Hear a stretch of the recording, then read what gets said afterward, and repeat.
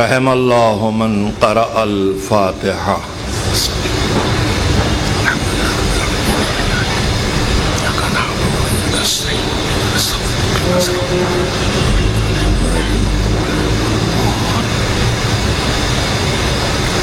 اعوذ باللہ من الشیطان اللعین الرجیم، بسم اللہ الرحمن الرحیم، الحمد للہ رب العالمین،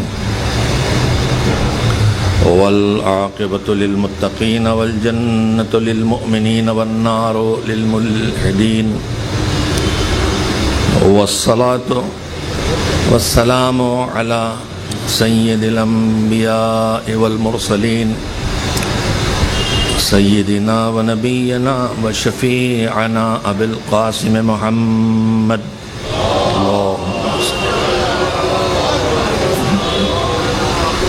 و آلہ الطیبین الطاہرین المعصومین المظلومین، واللعنۃ الدائمۃ الباقیۃ علی اعدائہم اجمعین من الآن الی یوم الدین، اما بعد فقد قال اللہ سبحانہ وتعالی فی کتابہ المبین، وهو أصدق الصادقين وقوله الحق، بسم الله الرحمن الرحيم، ولتكن منكم أمة يدعون إلى الخير ويأمرون بالمعروف وينهون عن المنكر وأولئك هم المفلحون۔ صلوات بھیجیے محمد و آل محمد علیہ السلام۔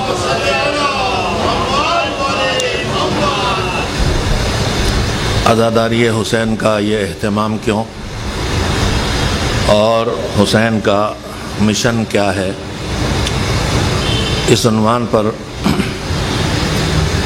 چاند رات سے یعنی محرم الحرام کی پہلی محرم کی شب سے سلسلہ گفتگو کا آغاز کیا گیا ہے، اور اس سلسلے میں آپ حضرات کے سامنے سورہ آل عمران کی آیات میں سے 104 نمبر کی آیت کی تلاوت روزانہ کے مانند آج بھی آپ حضرات کے سامنے کی ہے، اور اس سورہ کی اس آیت کی تلاوت کا شرف حاصل کیا ہے، جس میں پروردگار عالم نے سارے مسلمانوں سے جو قرآن کریم کو اللہ کی کتاب مانتے ہیں ان سے ان کو یہ حکم دیا ہے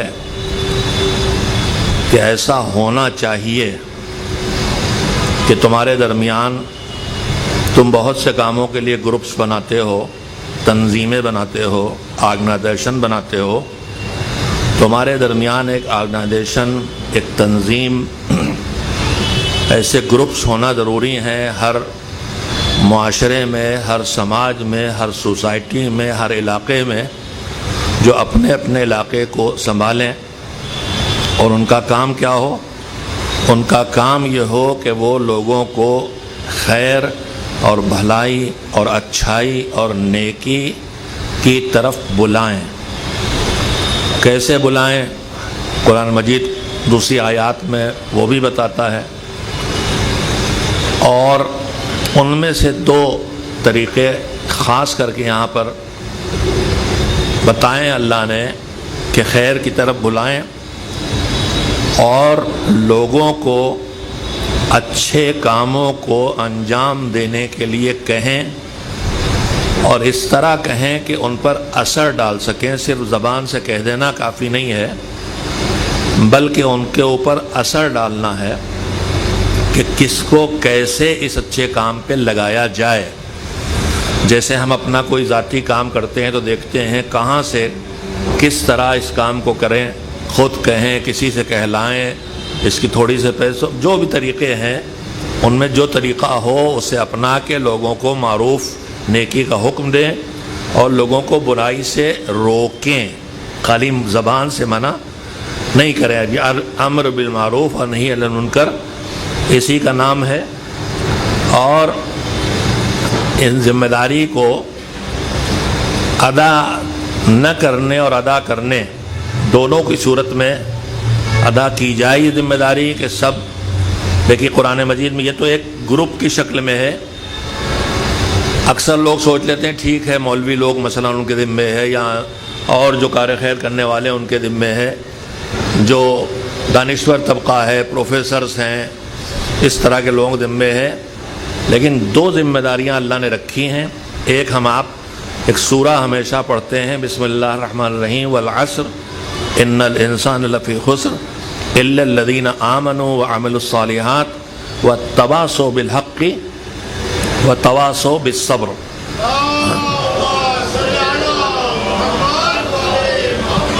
اللہ کہتا ہے کہ سارا زمانے کی قسم ہر انسان گھاٹے میں ہے سوائے ان لوگوں کے جو چار کام کریں۔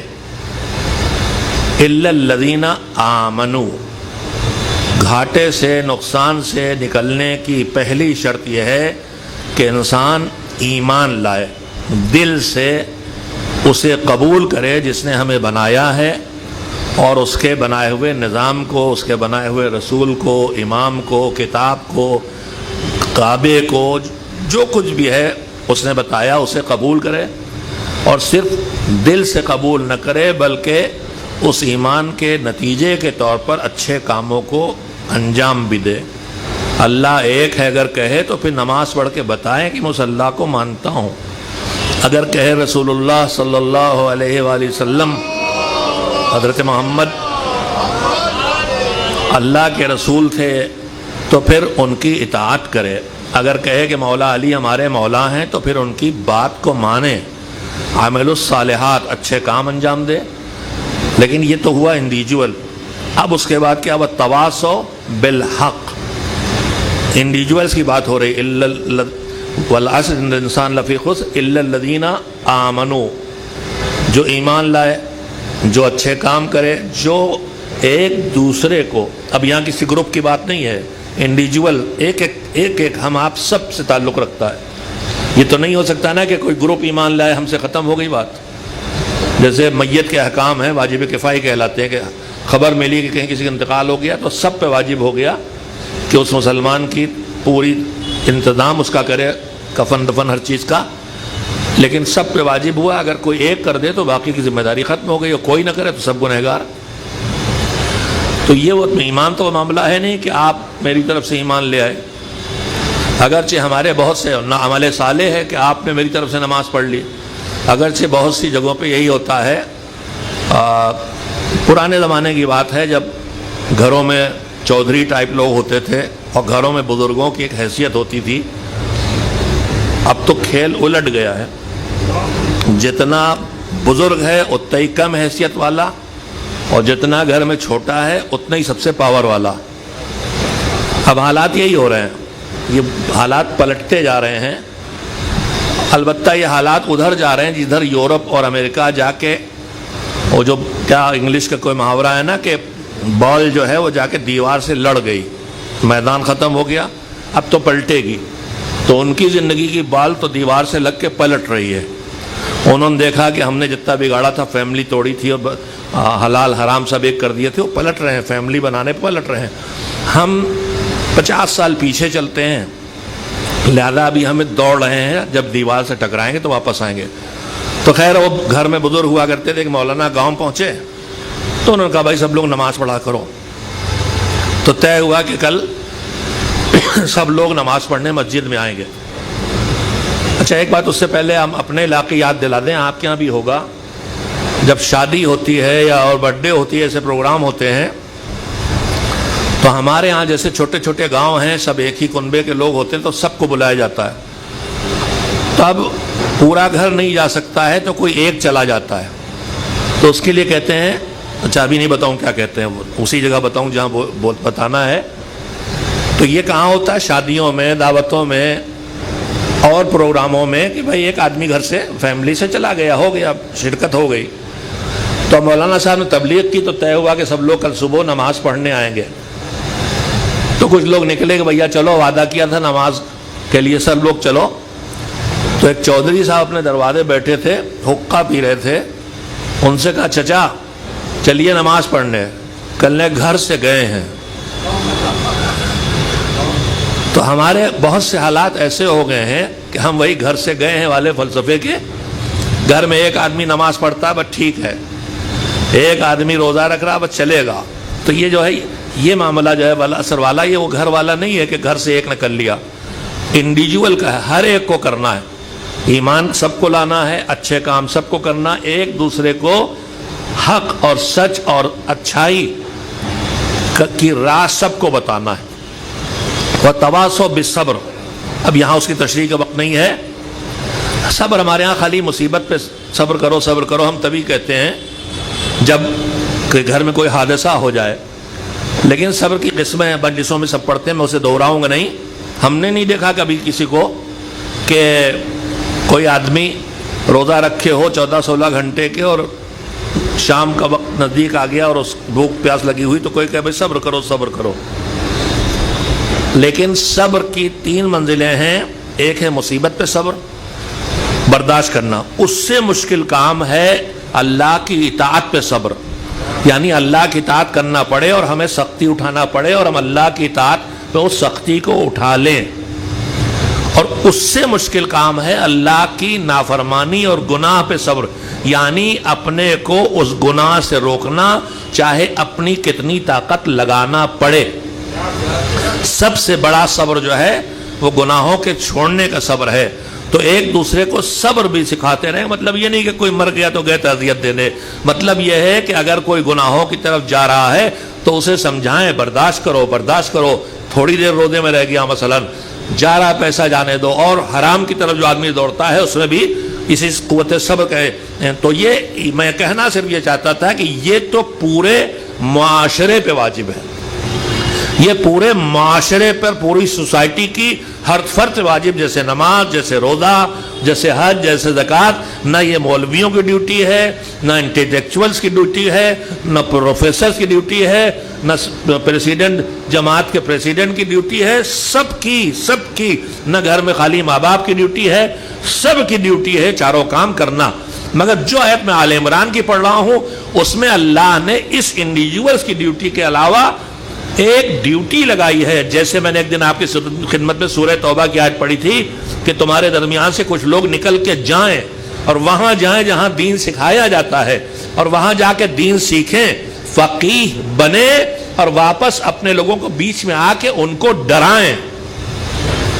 اب میں ایک بات کہوں آپ سے، اگر ہم نے حوضے میں کچھ برس بتائے اور وہاں سے واپس آئے فقیہ نہیں بنے لیکن چھو کے آئے فقہ کو، تو اب مجھ سے مذہب کیا کہہ رہا؟ اس جیسے کچھ تو ہوئے ہو نا کچھ، تو اب مجھ سے کیا کہہ رہا؟ میں جنت بیچوں بانٹوں آپ کے بیچ میں؟ وَلَيُنذِرُوا قَوْمَهُمْ، آ کے اپنی قوم کو ڈرائیں. رسول اکرم حضرت محمد مصطفیٰ صلی اللہ علیہ وسلم کہ 2 لقب ہیں، بشیرم و نذیرہ، خوشخبری دینے والے اور ڈرانے والے. جہنم سے ڈرانے والے، جنت خوشخبری دینے والے. ان سے دونوں کام کہے گئے ہیں. مگر ہم سے نہیں کہا گیا کہ تم جنت بانٹو، جنت سستی کر دو، جنت پہنچاؤ جلدی جلدی. ہم سے یہی کہا گیا کہ انہیں ڈراؤ، اس لیے کہ جنت کی لالچ ان کو دلانے کی ضرورت نہیں ہے، تو جنت کے شارٹ کٹ ڈھونڈ کے دوڑے چلے جا رہے ہیں. انہیں ذرا جہنم سے ڈراؤ تاکہ جہنم سے نکل آئیں تو پھر ان کی ایک نیکی بھی جنت پہنچا سکتی ہے. ایک صلوات بھیجیں محمد و آل محمد پر. یہیں پہ ایک جملہ اور جو پورا ایک موضوع ہے جس پر میں گزارش کرتا رہتا ہوں، مجلسیں پڑھتا رہتا ہوں، یہ بھی ہے کہ ہم جب سدھرتے ہیں، عام طور پر آدمی جوانی میں ہی نکال دیتا ہے وہ بحث الگ، جب ہم ریٹائرمنٹ کے قریب آئے، موت نزدیک دکھائی دے تو سدھرنا شروع ہوئے، یا کسی نے جوانی میں سمجھا دیا. ماشاءاللہ میرے سامنے روز ایسے جوان آ رہے ہیں جو ابھی جوانی میں ہے اور ان کی شکل و صورت انداز سب کہہ رہا ہے کہ دیندار ہیں. بلکہ ایک بات چپکے سے کہہ دوں، خالی داڑھی والے سنیں گے کہ مجھے ابھی تک کوئی جوان داڑھی مونڈے یہاں نہیں ملا. سے ایک صلوات بھیجے محمد والا. تو دین کی طرف ہماری واپسی ہو رہی ہے الحمدللہ. پوری نئی نسل دین کی طرف واپس آ رہی ہے, اور یہ واپسی صرف مسلمانوں میں نہیں ہو رہی ہے, پوری دنیا دھیرے دھیرے دین کی طرف واپس آ رہی ہے. ابھی دیکھیے ایک جھٹکے میں, تاریخ کے ایک جھٹکے میں کتنی بڑی دنیا اہل بیت کی طرف آ گئی. اس وقت ہر دنیا کا ہر گوشہ اس علی کے بیٹے کو جس نے تہران میں بیٹھ کے اسلام کی عظمت کو سب پہ ظاہر کر دیا ہے, اہل بیت کی طرف کس تیزی سے آ گئے ہیں. اب ہم خدا نہ کرے اس شرف کو جو کچھ لوگوں کے ذریعے نصیب ہوا ہے, پوری ملت کو ہم وہاں انگلی کٹا کے شہیدوں میں شامل ہونے لگتے ہیں. کامیابی انہوں نے حاصل کی, ان کے یہاں کوئی غرور نہیں ہے. خدا نہ کرے ہمارے ممبروں سے ہم کو بہت ڈر ہے کہ اس کامیابی کو ممبروں سے اس طرح نہ بیان کیا جائے کہ جو اہل بیت کی طرف کھنچ کے آ رہے تھے ہم انہیں چڑھا کے پھر واپس کر دیں. اس لیے کہ زمانے سے برسوں سے ممبروں پہ ہماری یہی کام ہو رہا, بجائے اس کے ذکر محمد و آل محمد علیہ السلام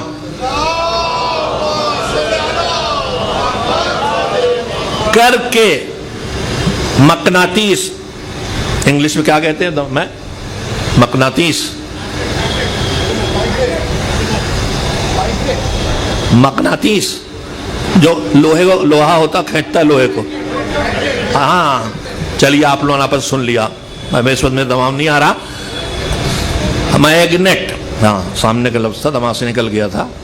میں ہاں قابلیت بھی بتاؤں کہ میں اتنی کمزور انگریزی نہیں ہے, جانتا ہوں بھول گیا تھا. پھر ایک جملہ کہوں گے, ممبر خود کو منوانے کی جگہ نہیں ہے, خدا کو منوانے کی جگہ. کبھی کبھی ہم خود کو منوانے لگے ہیں. ہم بڑے اچھے شاعر, ہم بڑے اچھے خطیب. ایک کتاب کو پڑھ کے جو امام حسین کے بارے میں ہے, ایک مصنف لکھی تھی, اور امام حسین کے بارے میں ایک دوسرے مصنف نے بھی کتاب لکھی. ڈاکٹر پیام آدمی صاحب جو اس وقت ہندوستان کے ان سے بہتر شاعر فی الحال, اب وہ بہت ضعیف ہو گئے ہیں لیکن ان سے بہتر شاعر نہیں دکھائی دیتا, مفکر بھی ہیں, اہل قلم بھی.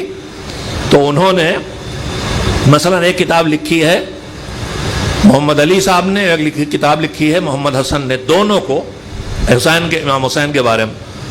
تو انہوں نے تبصرہ کیا کہ محمد علی صاحب کی کتاب پڑھ کے بار بار زبان سے نکلتا واہ محمد علی صاحب, واہ محمد علی صاحب, واہ, لکھی امام حسین پہ, لیکن تعریف ان کی ہو رہی ہے. اور ایک وہ لکھا ہے محمد حسن, ان کی کتاب پڑھ کہتے ہیں واہ امام حسین, واہ امام حسین, واہ امام حسین. تو ہماری ذمہ داری یہ ہے کہ ممبر پہ آ کے نہ کہیں کہ ایسا پڑھیں کہ لوگ کہیں واہ صفی حیدر, واہ صفی حیدر. لوگ یہ کہہ رہے ہیں, کہیں سبحان اللہ میرے پروردگار, کرم ہے تیرا, سبحان اللہ, سبحان اللہ میرے رسول. کیا کہنے میرے مولا کے, کیا کہنے میرے حسین کے. مجھے آپ نہ کہیں واہ ہوا, ان سے کہیں کیا کہنے علی کے, کیا کہنے محمد کے, کیا کہنے پیغمبر کے, کیا کہنے آل محمد علیہ السلام کے. یہ ہمارا ہدف. آپ کا بھی یہی ہونا چاہیے کہ ہم وہ سنائیں, اور ہمارا بھی یہ ہونا چاہیے کہ ہم آپ کو سنائیں. بہرحال بات سے بات نکلتی جا رہی ہے, میں پھر زیادہ دیر موضوع سے دور نہیں رہنا چاہتا. تو ایک گروپ ہونا چاہیے ہمارے درمیان جو یہی کام کرے, بالکل اسی طرح جیسے ذمہ داری ہے کہ سب, ہر سوسائٹی سے, ہر سماج سے, گجرات سے ہو تو, بمبئی سے ہو تو, سیدوں سے ہو تو, خوجوں سے ہو تو, پٹھانوں سے ہو تو, جہاں جہاں اسلام ہے وہاں سے لوگ نکلیں اور جائیں اور دین سیکھ کے آئیں, اور لوگوں کو آ کے ڈرائیں. انہیں ڈرانے کی ضرورت ہے, انہیں جنت کی لالچ دلانے کی ضرورت نہیں ہے. تو میں یہاں تک پہنچا تھا کہ ہم جب سدھرنے لگتے ہیں تو ہماری ساری توجہ اچھے کام اور عبادت اور نیکیوں پہ لگ جاتی ہے. نماز پڑھنے لگے, قرآن پڑھنے لگے, خمس نکالنے لگے, سب کرنے لگے. لیکن ہم جتنی فکر کرتے ہیں نیک کاموں کی, اتنا گناہوں سے بچنے کا ہمارے دماغوں میں خیال نہیں آتا کہ لوگ غیبت سے بچائیں اپنے کو, لوگ جھوٹ سے بچائیں. ہمارے بہت سے بزرگ ماس کریں گے, میں بھی بڈھوں فہرست میں آ گیا ہوں, نماز پڑھ کے نکلے اگلی صف میں, اور باہر نکلے تو وہیں سے غیبت شروع ہو گئی. مجلس میں بیٹھے, ابھی وہاں تک نہیں پہنچے تھے, غیبت شروع ہو گئی, ایک دوسرے خلاف باتیں شروع ہو گئیں, پارٹی بازی کی باتیں شروع ہو گئیں. تو ہم جتنا نیکیاں کرنے کی فکر کرتے ہیں اتنا گناہوں سے بچنے کی فکر نہیں کرتے. میں اپنے جوانوں سے لے کے بزرگوں تک سب سے کہوں گا، ساری کوشش یہ کیجئے کہ کوئی حرام نہ ہونے پائے. اس کے بعد کوئی بھی واجب، کوئی بھی مستحب نیکی اگر ایک بھی قبول ہو jائے گی تو اللہ جنت کے علاوہ کہیں آپ کو لے کے جانے والا نہیں ہے. ایک صلوات بھیجے محمد و آل محمد علیہ السلام پر. یہ آیت کے تحت گزارش آپ کی خدمت کر رہا تھا. دو موضوع، عزائے حسین کا یہ اہتمام کیوں، یا عزائے حسین کیوں، یا عزائے حسین ہر سال کیوں. 2-3 سوالات میں نے خود کھڑے کیے ہیں. اس میں اہتمام جو ہے وہ بتا رہا تھا، اس لیے کہ میں نے کہا کہ جتنا بڑا اہتمام اتنا ہی بڑا کام. ایک آدھ سینٹنس تو آپ مجھ سے یاد ہی کر لیں کہ نظام الہی ہے، باپ کا ماں کا حق دنیا میں سب سے زیادہ ہے. پھر ایک بات آ گئی اسی سے ملتی جلتی، اولاد پر ماں باپ کا حق سب سے زیادہ ہے، عالم کا حق معاشرے پر بہت زیادہ ہے، اور اس طرح کے حقوق ہیں. تو دیکھیے 2 چیزیں اسلام میں ہیں، ایک ہے حق، ایک ہے فرض. حق جو مجھے لینا ہے، فرض جو مجھے کر کے دینا ہے. آپ کا میرا اگر حق بنتا ہے کہ آپ ممبر سے اتروں تو مجھ سے محبت سے ملیں، مصافحہ کریں، اگرچہ حق وقت نہیں بنتا ہے، کوئی لین دین سودا نہیں، آپ محبت میں، ہم سب کو ایک دوسرے سے محبت کرنا چاہیے، احترام کرنا چاہیے. محبت کے طریقے ہوتے ہیں، ہاتھ ملانا، گلے ملنا، ہاتھ چوم لینا، پیشانی چوم لینا، یہ سب ذریعے اظہار ہے تعظیم کے اور محبت کے. تو میرا حق نہیں ہے، مگر میں مثالاً کہہ رہا ہوں میرا حق ہے مثلا آپ مجھ سے محبت سے ملے، میرا احترام کریں. مگر اگر اللہ نے میرا اتنا حق دیا ہے تو بلا سبب اللہ بس بہت وقت نہیں لینا چاہتا. اللہ اگر بڑا حق رکھتا ہے کسی پر، کسی کا، مجھے حق دیا گیا، میں باپ ہوں، اولاد مجھے راضی رکھے، اولاد مجھے خوش رکھے، اولاد کے سامنے مجھے اپنی ضرورت بیان نہ کرنا پڑے، میری ضرورت کو سمجھ کے وہ پورا کرے. اپنے جوانوں سے کہوں گا اب میں بڑھاپے کی منزل میں ہوں، مجھے ضرورت ہوتی ہے، میرے بچے جوان ہیں، میں کہہ دوں تو فوراً کر دیں گے، لیکن مجھے کہنا بھی اچھا نہیں لگتا. میرا جی چاہتا ہے کہ میرے بچے میری ضرورت کو محسوس کر کے خود سے کریں. اور جب آپ باپ بنیں گے، بوڑھے ہوں گے تو آپ بھی یہی محسوس کریں گے. تو اگر آپ چاہتے ہیں کہ کل آپ کے بچے آپ کا خیال رکھیں تو میرے جوانوں آج آپ اپنے ماں باپ کا خیال رکھیے. جب آپ ماں باپ بنیں گے تو آپ کے بچے آپ کا خیال رکھیں گے. لیکن اگر آپ نے آج اپنے ماں باپ کا خیال نہ رکھا تو پھر یہ امید نہ لگائیے کہ کل آپ کی اولاد آپ کا خیال رکھے گی. ابھی تو دنیا مغرب کی طرف جا رہی ہے، اولڈ ایج ہوم بننا شروع ہو گئے ہمارے یہاں. ابھی نوبت ہمارے گھروں میں نہ ہی آئے اور اللہ کرے کہ نہ آئے، لیکن حالات خطرناک ہیں. آج گھروں میں ہی ماں باپ کا اگر خیال نہیں رکھا جا رہا ہے تو یاد رکھیے گا کل اگلی نسل آپ کو گھروں میں بھی نہیں رکھے گی. اولڈ ایج ہوم بس جائیں گے. تو بیچ بیچ میں بات آتی تو ماں باپ کا حق اتنا کیوں ہے؟ یک طرفہ نہیں ہے. میں جملہ جو بہت دیر سے نہیں کہہ پایا اب کہہ دوں کہ اللہ نے جتنا حق رکھا ہے، جہاں زیادہ حق ہے وہیں اس پر زیادہ فرض ہے. ڈیوٹی میری زیادہ ہے اس لیے حق میرا زیادہ ہے. عام مومنین درمیان مثلا 4 باتیں مجھے آتی، میں عالم ہوں تو میری ڈیوٹی بڑھ گئی. آپ نہیں جانتے معاشرے میں کچھ ہو رہا ہے، دین میں کچھ گھٹایا بڑھایا جا رہا، آپ کو پتہ ہی نہیں، آپ کی ذمہ داری نہیں ہے، لیکن میں دیکھ رہا ہوں دین میں وہ چیزیں بڑھائی جا رہی جو دین نہیں ہے. اسی کو بدعت کہتے ہیں. اور روایت کہتی ہے کہ اگر دین میں کوئی اضافہ اپنی طرف سے کیا جائے اور یہ سمجھا جائے کہ اللہ کی طرف سے ایسا آیا ہے تو یہ ہے بدعت. اور جب سوسائٹی میں بدعتیں ظاہر ہونے لگے تو اس پر اگر عالم چپ رہے تو اس پر اللہ کی لعنت ہے. اس کا مطلب کیا ہوا کہ میری ڈیوٹی زیادہ ہے، تو اس لیے میرا حق زیادہ ہے. تو حق اور فرض کے درمیان ہمیشہ رشتہ ہے. جتنا فرض اتنا حق، جتنا حق اتنی ڈیوٹی، اتنی ذمہ داری، اتنا فرض ہے.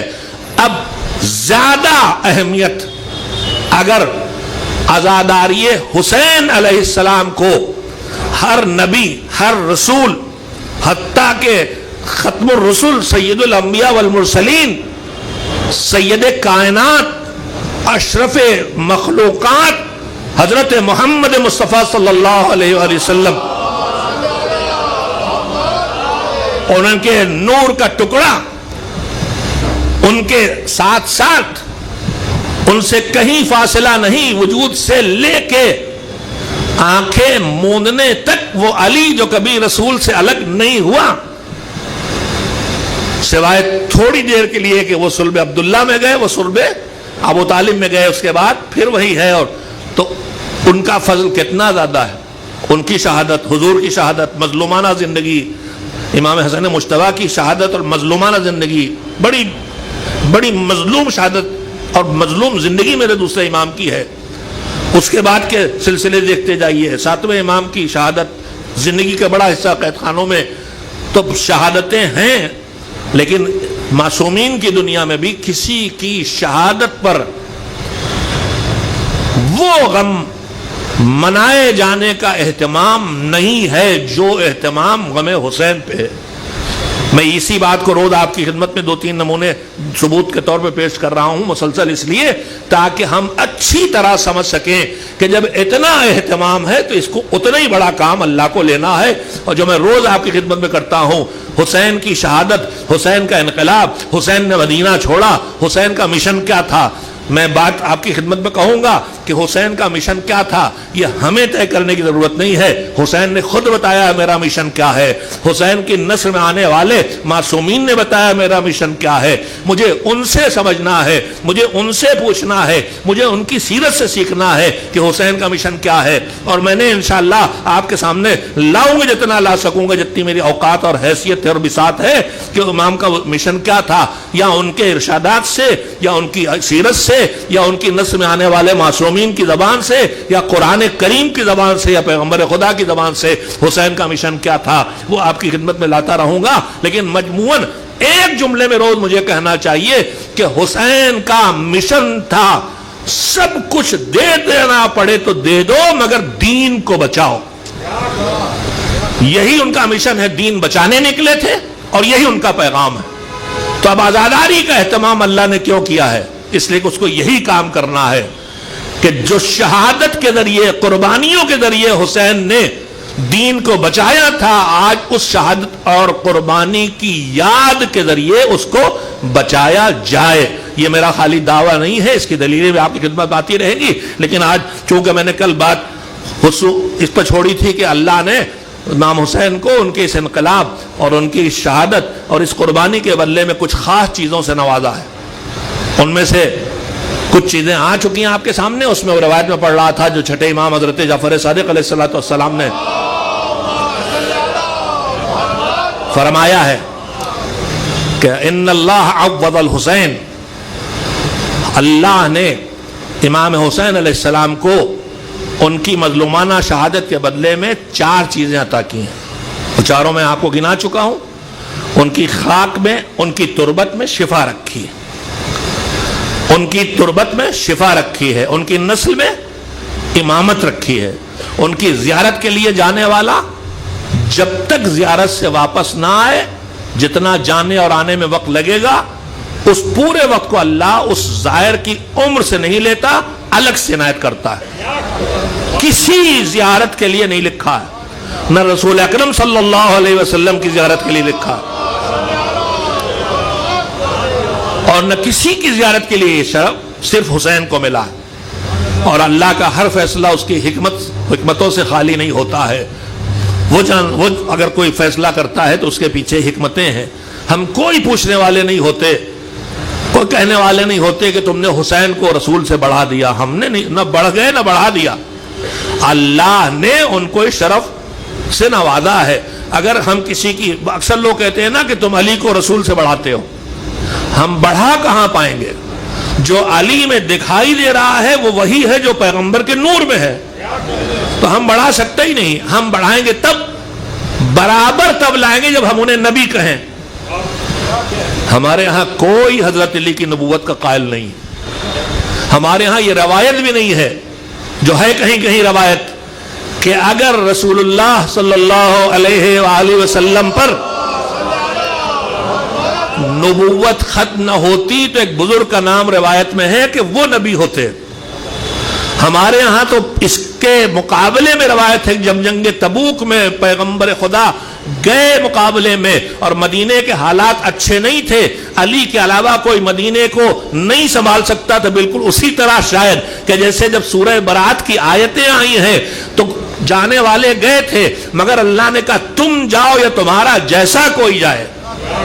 تو ویسے ہی شاید مدینے کے حالات تھے کہ یا رسول اللہ سنبھالے یا رسول اللہ جیسا کوئی سنبھالے. تو علی کو جنگ تبوک میں لے کے نہیں گئے تھے. لوگوں نے کچھ تانا زنی کی, فوراً موقع کی تاک میں رہتے ہیں کہ دیکھا بہت گویا ہم اپنی زبان میں کہہ رہے بہت سے چڑھایا تھا, اٹھا کے پھینک دیا نا. تو تانا زنی کا جواب دینے کے لیے مولا نے خود کو جواب نہیں دیا. رسول اللہ سے کہا کہ آپ مجھے اپنے ساتھ جنگ میں نہیں لے جا رہے. تو مولا سے خطاب کرتے ہوئے حضور نے کیا کہا, یا علی انت منی بمنزلت ہارون من موسیٰ الا انہو لا نبی بعدی.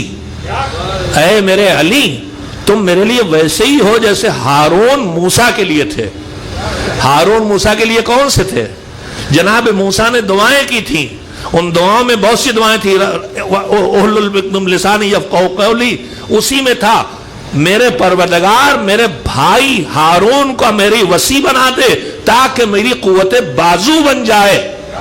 علی کے لیے پیغمبر فرما رہے ہیں تم ویسے ہی ہو جیسے ہارون موسیٰ کے لیے تھے. یعنی تم صرف کائنات کے مشکل کشا نہیں ہو, تم تو میری مشکلوں کو بھی حل کرنے کے لیے اللہ نے تم کو مجھے عطا کیا ہے. تم ایسے ہی ہو جیسے ہارون موسیٰ کے لیے تھے.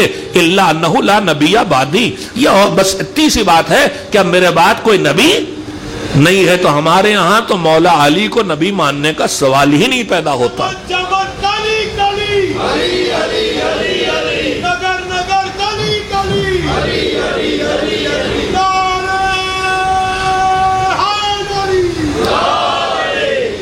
بالکل ذرہ برابر بھی اس بات میں صداقت نہیں ہے کہ ہم اہل بیت والے مولا علی کو نبی مانتے ہیں. ہم میں دیکھیے خدا کے جمال و کمال کو دیکھ کے سورج پہ سیدھے آنکھیں ڈال کے آدمی اندھا ہو جائے اور کچھ غلط دیکھے, اسی طرح سے اللہ کے جلال و جمال و کمال کو دیکھ کے کتنے لوگ بہک گئے. مولا علی کو ہم میں سے کوئی ایک بھی نبی نہیں مانتا مگر کچھ کمزور عقل والے, کچھ کم شعور والے, کچھ کم علم والے, کچھ کم بصیرت والے, کچھ کم سمجھ والوں نے علی میں جب وہ سارے کمالات دیکھے جن کمالات کا اللہ نے پیغمبر گرامی اور ان کی آل کو مظہر بنایا تھا, تو بندے خدا میں وہ کمال دیکھ کے اگر مانا کسی نے تو خدا مانا ہے. اور جنہوں نے خدا مانا ہے وہ ہم نہیں ہیں. ہم ان کو شیعہ بھی نہیں کہتے, وہ الگ ہیں, وہ نصیری کہلاتے ہیں. تو ہمارے درمیان نہ کوئی نبی مانتا ہے ان کو, نہ کوئی خدا مانتا ہے. اچھا ایک صلوات بھیج دیں محمد و آل محمد علیہ السلام پر. پھر وہیں خصائص پہ تھا, وہیں سے نکلا تھا, واپس آؤں, وقت بہت کم رہ گیا. روز کچھ باتیں نوٹ کر کے لاتا ہوں پھر واپس لے جاتا ہوں.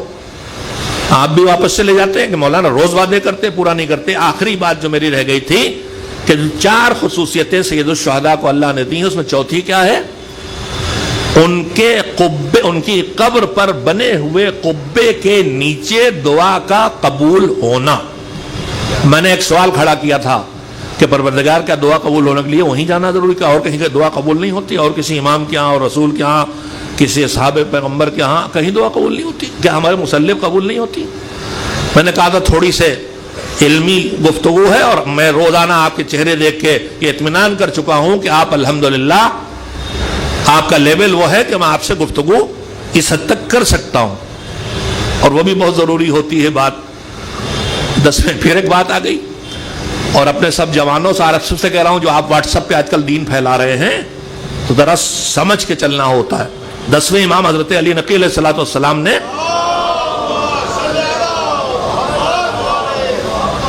آپ نے صحابی کو دین کی کچھ باتیں سکھائی، وہ توحید پہ تھیں، کائے پہ تھیں، مجھے یاد نہیں ہے، وہ سمجھ لی، امام سے بات کی، امام نے ان سے بات کی اور سمجھ کے چلے گئے. کچھ دنوں بعد واپس آئے، کہنے مولا آپ نے جو بتایا تھا میں نے لوگوں کو بتایا تو میں پٹتے پٹتے بچا، میں اپنی زبان میں کہہ رہا ہوں، بس پٹتے پٹتے بچ گیا. آپ ہی جو کہا تھا وہی کہا تھا. تو مولانا نے کہا سنو، میں نے جو تم سے کہا تھا وہ تمہارے عقل اور انٹیلیکٹ لیول کو دیکھ کے تم سے کہا تھا. تمہارا انٹیلیکٹ لیول جو تھا تم نے ان سے جا کے کہہ دیا جو اس لیول کے ہے ہی نہیں جس لیول کے تم ہو.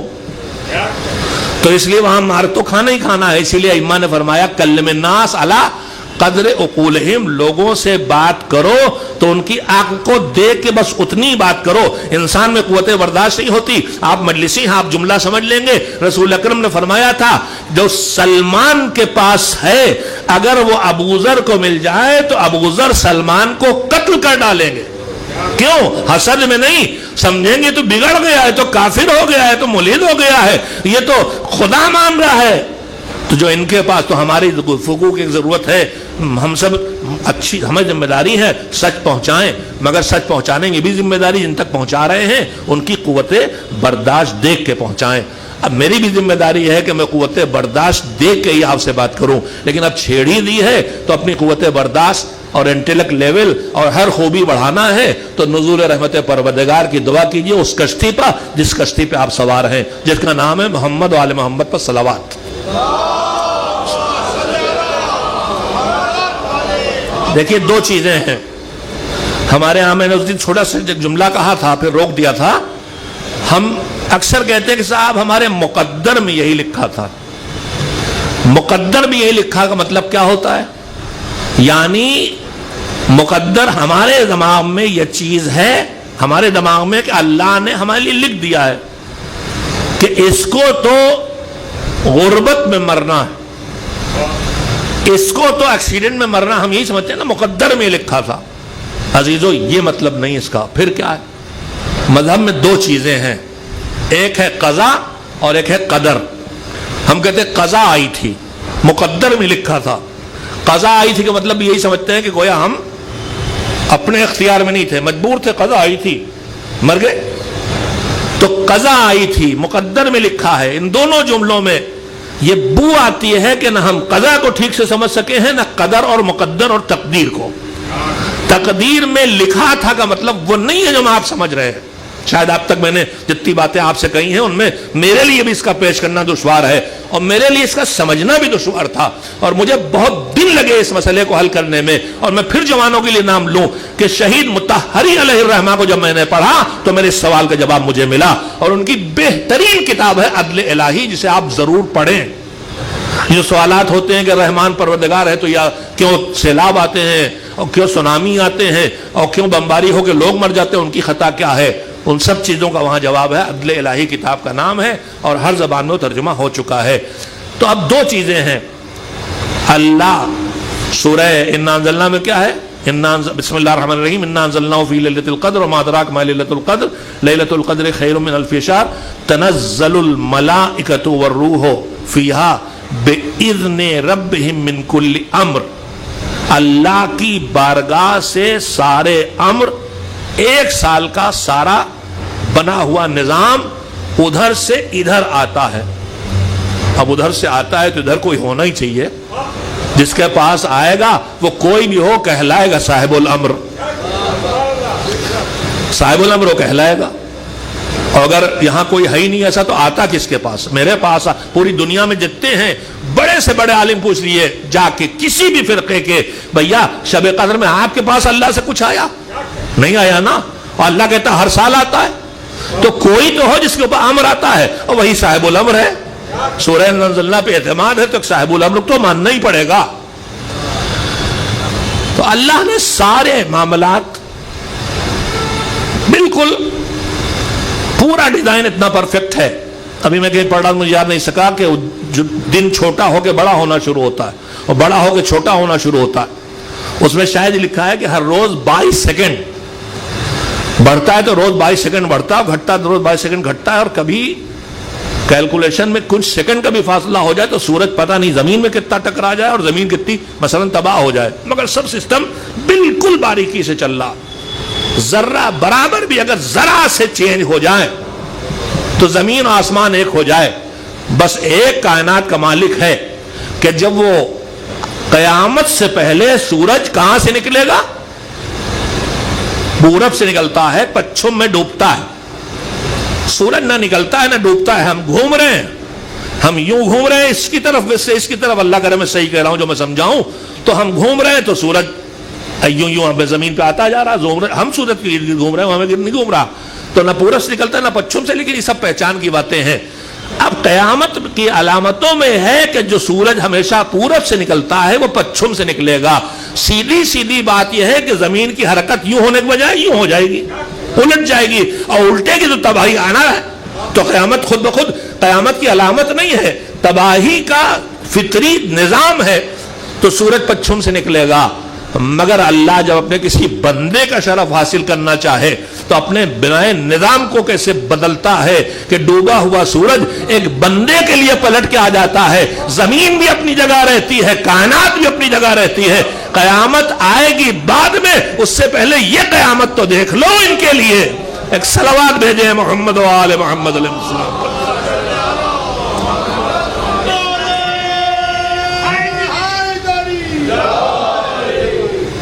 ایک اور صلوات بھیج دیجیے پانی پینے کے لیے.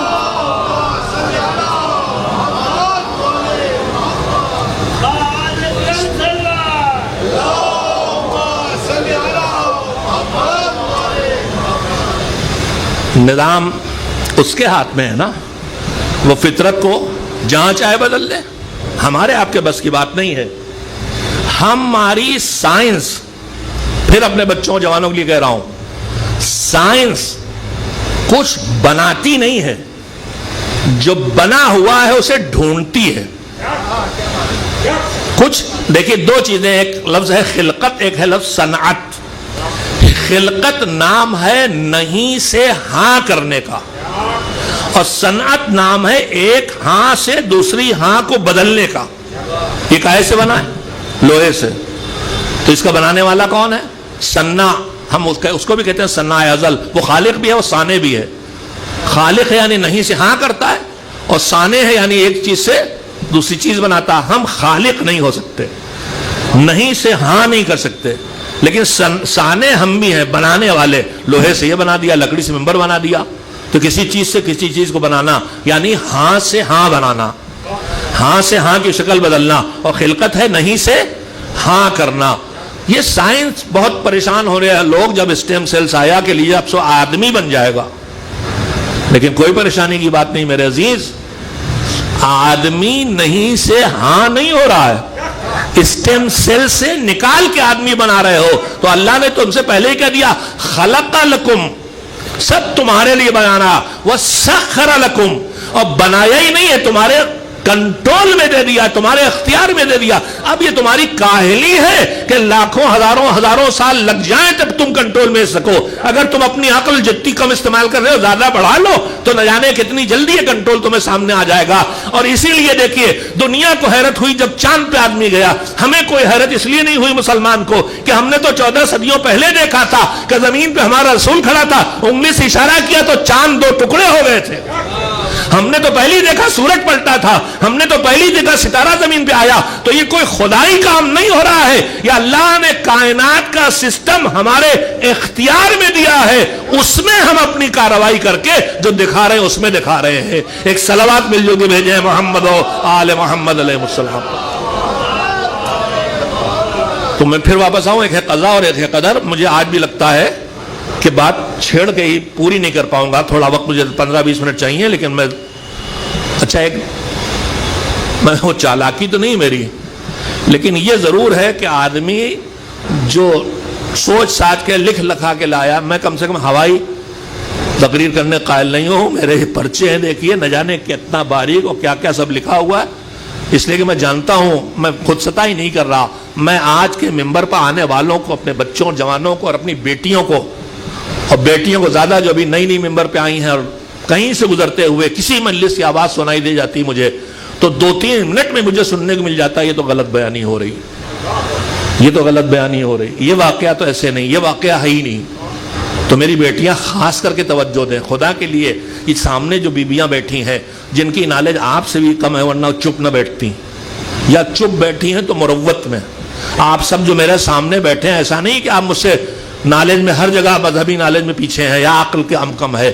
ہماری مجلس میں ہمیں ایک تہذیب سنائی گئی کہ مجلس کے آداب ہیں، درمیان میں ہم چپ بیٹھتے ہیں، لیکن یہ بھی مجلس کے آداب ہونا چاہیے کہ اگر آپ کو کچھ غلط لگا تو ہو سکتا ہے آپ غلط سمجھے ہو یا ہو سکتا ہے میں نے غلط پڑھا ہو، تو مجلس کے بعد آپ کو مجھ سے بہت ہی مہذب لہجے میں، مجھ سے نہیں ہر خطیب اور ذاکر اور ذاکرہ سے مہذب لہجے میں پوچھنا چاہیے آپ نے یہ پڑھا میری سمجھ نہیں آیا. اب یا ہم آپ سے غلطی ہوئی ہے تو آپ صحیح ہو جائیں گے، یا اس سے غلطی ہو گئی ہے تو اپنی اصلاح کر لے گا.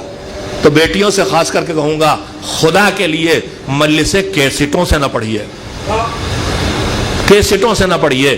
اور سامنے بیٹھی ہوئی بیبیوں کو خوش کرنے کے لیے، وہ خوش کرنے کی فکر کم ہوتی ہے، زیادہ فکر ہوتی رلانے کی. خدا کے لیے یہ رلانے کے لیے مصائب کی داستانیں نہ بنائیے. یہ جو مصائب داستانیں بنا کے مصائب پڑے جاتے ہیں، میں نہیں کہتا، بہت تلخ بات ہے لیکن کہنے بھی مجبور ہوں، یعنی جس ظالم نے جس طرح ظلم کرنا سوچا تھا اور کر ڈالا تھا، آپ اس سے ہٹ کے تصور کی دنیا میں جب وہ ظلم بیان کرتے ہیں تو اس کا مطلب آپ کا دماغ اس ظلم کو سوچ رہا ہے. شاید میں کہہ نہیں پایا. تو ظلم جو ہوا ہے بس اتنا بیان کیجئے، وہ بہت ہے، وہ رلانے کے لیے کافی ہے، اس میں الگ سے کوئی اضافہ کرنے کی ضرورت نہیں ہے. میں پھر واپس آؤں اپنے بچوں اور جوانوں سے ضروری باتیں کہتا ہوا، اللہ نے پورا نظام بنایا ہے اور اس کے علم میں ہے، جو ہے اس کے علم میں ہے. اب ہم کہتے ہیں ہمارے مقدر میں لکھا تھا، قضا آئی تھی، تو میں آپ سے ایک بات مثال کے طور پہ پہلے کہوں گا کہ خدا نہ کرے ہمارے عزیزوں میں کوئی بیمار ہو گیا اور کینسر ہو گیا، اس کو روز اس طرح تجربے ہوتے ہیں. ہم نے ٹاٹا میں ہاسپٹل میں علاج کرایا اور کہیں دکھایا اچھے ہاسپٹل میں، اور آخر میں ڈاکٹر صاحب نے کہا کہ بھیا اب یہ 3 مہینے زندہ رہیں گے، انہیں گھر لے جاؤ، ان کی خدمت کرو، ان کو آرام پہنچاؤ، خوش رکھو. ٹھیک 3 مہینے پہ اس مریض کا انتقال ہو گیا. میں آپ سے پوچھنا چاہتا ہوں، جو ڈاکٹر نے کہا تھا وہی ہوا، مگر کیا وہ ڈاکٹر کے کہنے سے مرا یا وہ مرنے والا تھا، ڈاکٹر نے اپنے تجربے اور نالج کے ذریعے بتا دیا کہ 3 مہینے مر جائے گا؟ نہیں، سارا معاملہ یہی ہے. ڈاکٹر کے کہنے سے تو نہیں مرا، ڈاکٹر کو اس کا علم تھا. تو اللہ جو کہتا ہے ان کی قضا میں لکھا ہے، ان کے مقدر میں لکھا ہے، ہم جو کہتے ہیں اس کا یہ مطلب نہیں ہے کہ اللہ نے لکھا ہے اس لیے ہم مر گئے، اللہ نے کہا ہے اس لیے ہم مر گئے. نہیں، ہم مرنے والے ہیں، وہ جانتا تھا، اس نے بتایا ہے مرنے کا ہمارے لیے، یہ اس کے کہنے سے ہم نہیں مرے. اب سمجھیں، آپ تقدیر میں لکھنے سے نہیں مرے ہیں. ہم مرنے والے تھے، ہمیں پتا نہیں تھا، لیکن وہ جانتا تھا ان کا ایکسیڈنٹ ہوگا، یہ بیماری مریں گے، یہ کاروبار کریں گے، ان کا کاروبار بیٹھ جائے گا، ان کا بچہ مر جائے گا. قضا تھی، مقدر میں لکھا تھا. نہیں. اب چلیے آج ہی انشاءاللہ بات پوری کر لوں گا، اگر واضح نہ ہو مجھ سے بعد میں پھر ملیے گا، کل پھر اور وضاحت کر دوں گا. لیکن ایک بات کہنا چاہتا ہوں جو اس وقت کی آخری بات ہوگی کہ ایک فیصلہ، ایک ہے قضا، ایک ہے قدر. قضا اور قدر میں فرق کیا ہے؟ قضا ہے چینج ایبل، قدر چینج ایبل نہیں ہے. پھر آپ الجھیں گے کہ جب میرے ہاتھ میں نہیں ہے تو پھر تو مجبور ہو گئے ہم. نہ، سنیے، قضا ہے چینج ایبل، قدر چینج ایبل نہیں ہے. بہت واقعات آپ نے سنانے کی گنجائش نہیں ہے. اللہ جانتا ہے کہ سفر پہ نکلے گا، اللہ نے قانون بنایا ہے کہ صدقہ دے کے نکلو گے تو ایکسیڈنٹ میں بچ جاؤ گے، صدقہ دے کے نہیں نکلو گے تو ایکسیڈنٹ میں مر جاؤ گے. اب یہ ہے قضا کہ نکلو گے صدقہ دے کے بچو گے، نہیں صدقہ دے کے نکلو گے تو مرو گے. یہ ہے قضا. اگر میں صدقہ دے کے نکلوں گا تو بچوں گا، اگر میں نہیں دے کے نکلوں گا تو مروں گا. اب میں اگر بچا تو کیوں بچا؟ صدقہ دیا. اگر مر گیا تو کیوں مرا؟ صدقہ نہیں دیا. تو میرے بچنے، میرے مرنے میں اللہ کا کوئی دخل ہے کہ اس کے علم کی وجہ سے مرا؟ اس نے طے کیا تھا، میرا عمل ہے نا. میری وجہ ہے، میں نے صدقہ دیا تو بچ گیا، میں نے نہیں دیا تو مر گیا. یہ ہے قضا. یعنی قضا بدلی جا سکتی ہے، مرے گا، لیکن اگر صدقہ دے گا تو نہیں مرے گا. شرط لگی ہوتی اس میں. جناب عیسیٰ ایک گٹھری لے کے ایک لکڑہارا جا رہا جنگل میں لکڑیاں توڑنے کے لیے.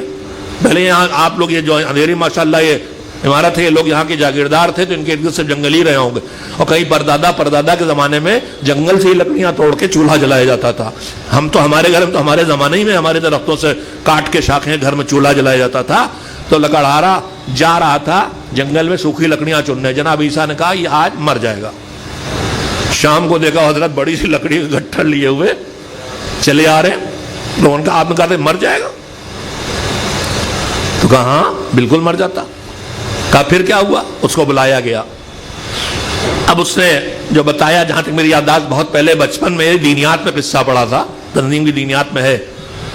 تو اس نے پہلے جناب عیسیٰ نے کہا کہ شکور سر سے لکڑی گٹھر اتارے. گٹھر اتارا تو لکڑیوں میں سانپ بندھا ہوا تھا.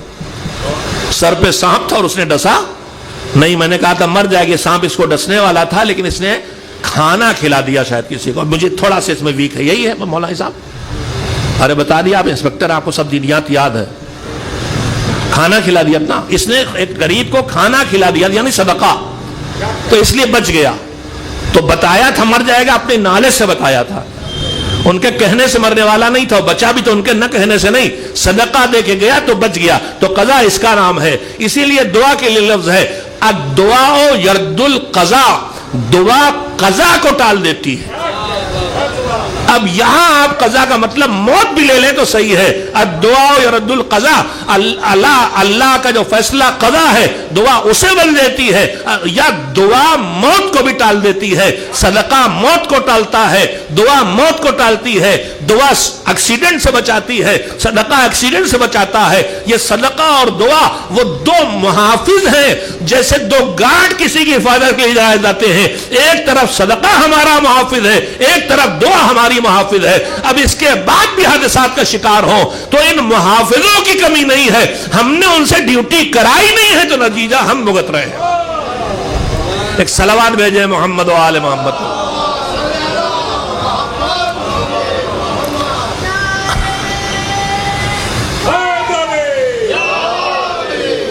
ایک صلوات بھیجے محمد و آل محمد. اب جو بدل جائے وہ قضا.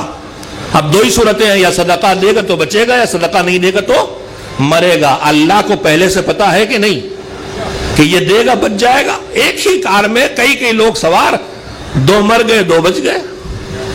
اب اسباب مختلف ہیں. ہو سکتا ہے ان میں جو مر گئے وہ ماں باپ کے آنکھ رہے ہوں، ہو سکتا ہے مر گئے ان کی عمریں چھوٹی ہو گئی ہوں، رشتہ داروں سے بدسلوکی کی وجہ سے، قطع رحم کی وجہ. جو بچ گئے وہ صدقہ دیا ہو، ماں باپ خدمت کی ہو، لوگوں خدمت کرتے ہو. نہ جانے کتنی وجہ ہیں جو انسان کی زندگی کو لمبا کرتی ہیں یا چھوٹا کرتی ہیں.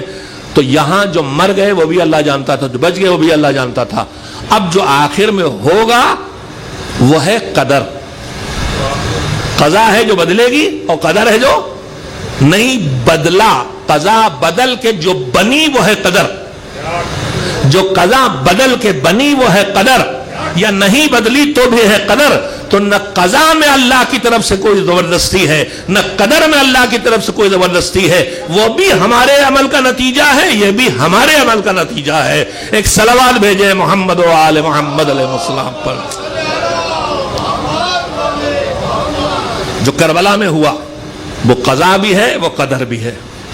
یزید بیعت کا مطالبہ کرے گا، حسین بیعت نہیں کریں گے. اللہ کو معلوم ہے اور اللہ نے اپنا علم ان تک منتقل کیا ہے، اس لیے ان کو بھی معلوم.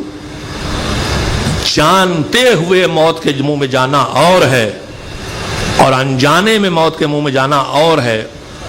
جتنی جنگیں اسلام میں مخلصانہ طور پہ لڑی گئی ہیں، احد سے لے کے تبوک تک، صفین و نہروان اور جمل تک، جتنا مجاہد فوج میں حق کی فوج میں ہے وہ لڑنے آیا، مگر ان میں سے کسی کو یہ نہیں معلوم ہے کہ میں اس میں مارا جاؤں گا.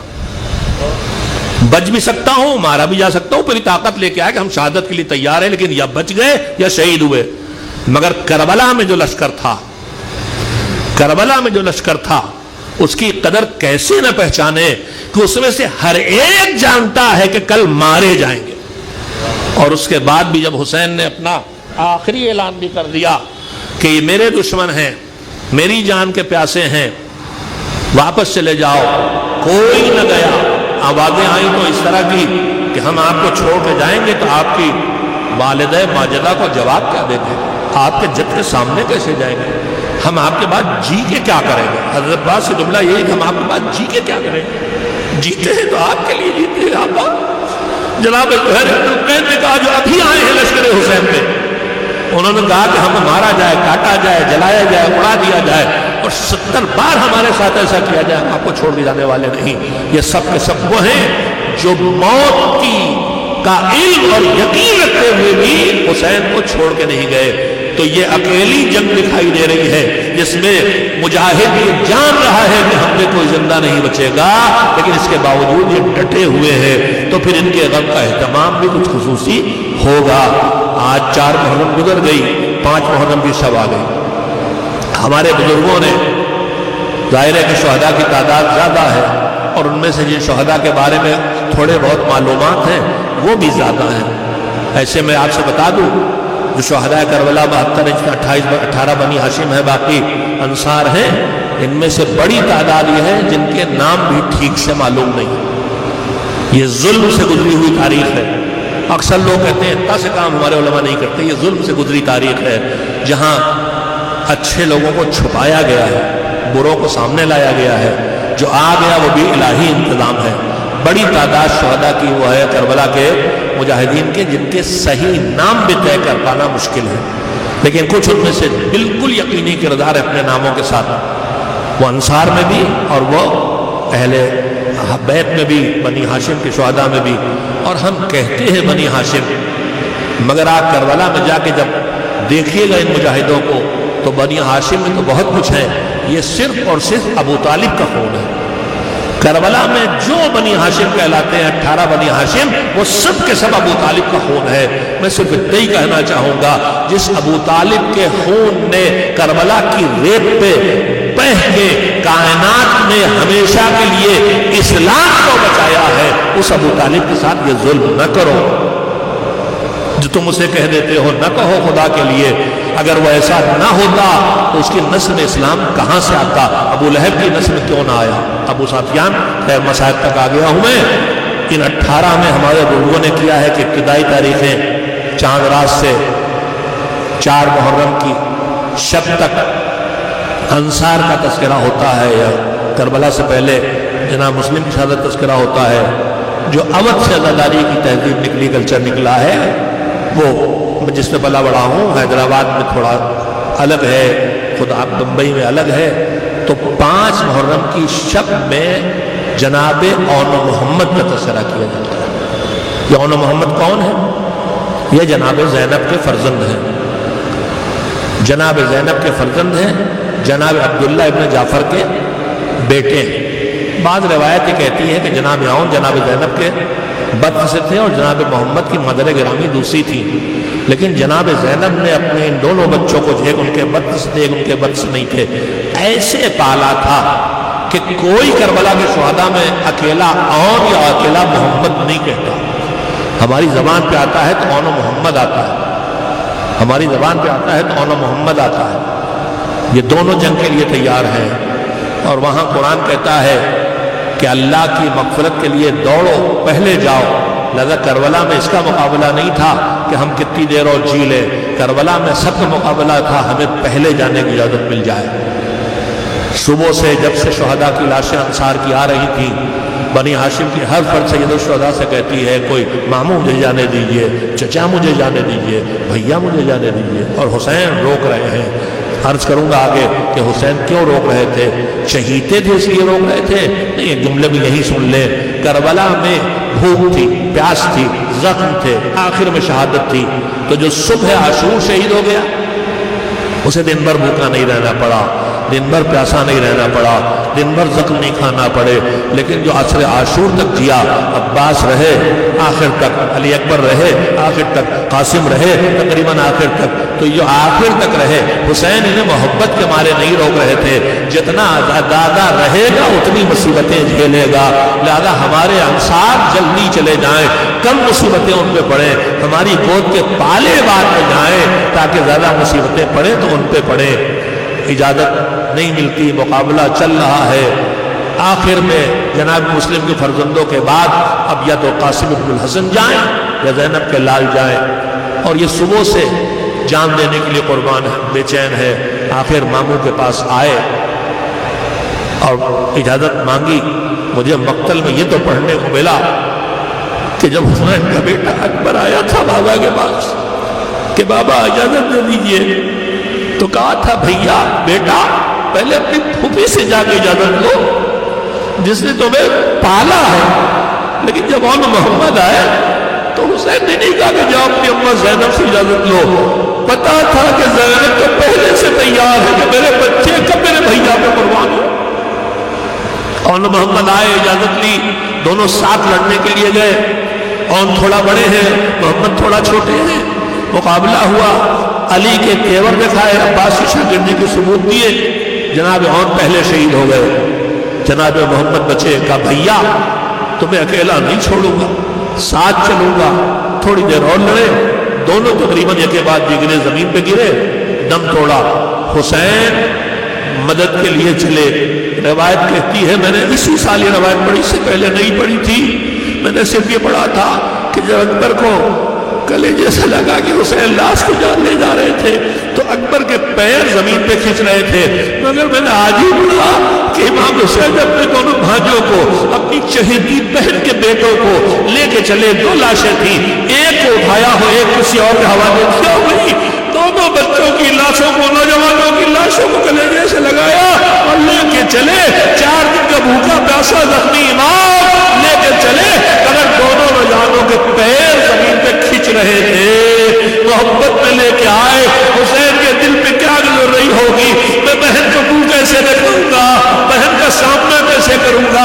मगर रिवायत कहती है कि जब कोई जनाजा आता था, कोई शहीद आता था बनी हाशिम के, तो उसकी माँ से पहले, उसकी बहन से पहले, सबसे पहले ज़ैनब आ जाती थी इस्तकबाल के लिए लाश की। मगर जब मोहम्मद की लाशें आई तो सब बीवियां निकल पड़ी पुरसा देने के लिए, लेकिन ज़ैनब में बैठी हुई है। बाद उलमा ने कहा 2 वजह हो सकती है।